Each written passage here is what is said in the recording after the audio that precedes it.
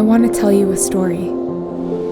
It's by no means a happy story, but it happened. And it's something that found its way into my heart. So I want to share it with you.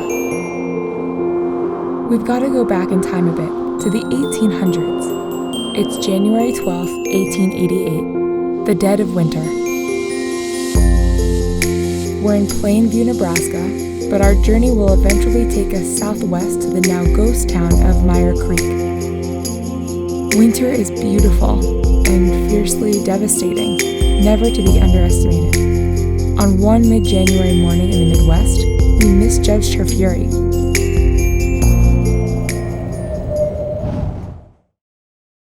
"235 people perished in what has become known as the schoolhouse or children's blizzard, largely because a sorrowful majority of those who lost their lives to the storm were children on their way home from school. The storm hit without warning.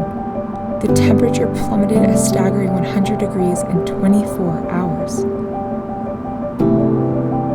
The day before, the weather was unusually warm.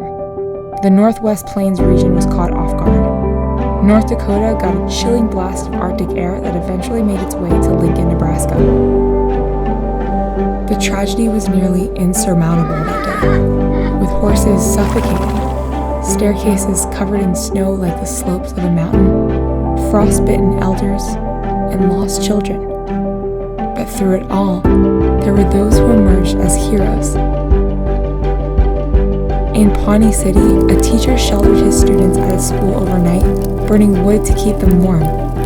The next day, parents came to rescue their children.